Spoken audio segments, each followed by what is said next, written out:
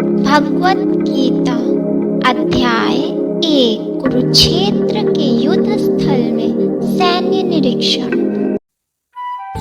संजय बोले, हे धृतराष्ट्र, अर्जुन द्वारा कहे अनुसार महाराज श्री कृष्णचंद्र ने दोनों सेनाओं के बीच में भीष्म और द्रोणाचार्य के सामने तथा संपूर्ण राजाओं के सामने उत्तम रथ को खड़ा कर इस प्रकार कहा कि हे पार्थ, युद्ध के लिए इन कौरवों को देख।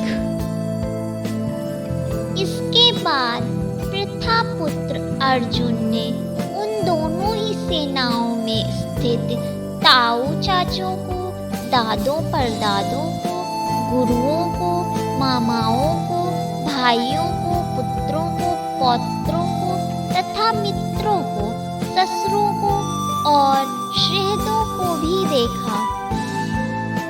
उन उपस्थिति संपूर्ण बंधुओं को देखकर वे कुंती पुत्र अर्जुन अत्यंत करुणा से युक्त होकर शोक करते हुए यह वचन बोले। अर्जुन बोले, हे कृष्ण, युद्ध क्षेत्र में डटे हुए युद्ध के अभिलाषी इस स्वजन समुदाय को देखकर मेरे अंग शिथिल हुए जा रहे हैं और मुख सूखा जा रहा है तथा मेरे शरीर में कंप एवं रोमांच हो रहा है। हाथ से गांडीव धनुष गिर रहा है और त्वचा भी बहुत जल रही है तथा मेरे मन भ्रमित सा हो रहा है, इसलिए मैं खड़ा रहने को भी समर्थ नहीं हूँ। हे केशव, मैं लक्षणों को विपरीत ही देख रहा हूँ तथा युद्ध में स्वजन समुदाय को मारकर कल्याण भी नहीं देखता। हे कृष्ण, मैं ना तो विजय चाहता हूँ ना राज्य तथा सुखों को ही। हे गोविंद, हमें ऐसे राज्य से क्या प्रयोजन है अथवा ऐसे भोगों से और जीवन से भी क्या लाभ है। हमें जिनके लिए राज्य, भोग और सुखादि अभीष्ट है, वे ही ये सब धन और जीवन की आशा को त्याग कर युद्ध में खड़े हैं। गुरुजन, ताऊ चाचे, लड़के और उसी प्रकार दादे, मामे, ससुर, पौत्र, साले तथा और भी संबंधी लोग हैं।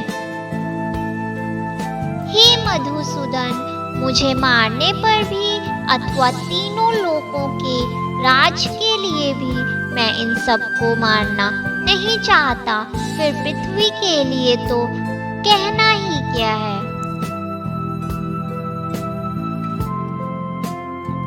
हे जनार्दन, धृतराष्ट्र के पुत्रों को मारकर हमें क्या प्रसन्नता होगी। इन अतिथियों को मारकर तो हमें पाप ही लगेगा। अतएव हे माधव, अपने ही बांधव धृतराष्ट्र के पुत्रों को मारने के लिए हम योग्य नहीं हैं, क्योंकि अपने ही कुटुंब को मारकर हम कैसे सुखी होंगे। यद्यपि लोभ से भ्रष्ट चित हुए ये लोग कुल के नाश से उत्पन्न दोष को और मित्रों से विरोध करने में पाप को नहीं देखते, तो भी हे जनार्दन, कुल के नाश से उत्पन्न दोष को जानने वाले हम लोगों को इस पाप से हटने के लिए क्यों नहीं विचार करना चाहिए।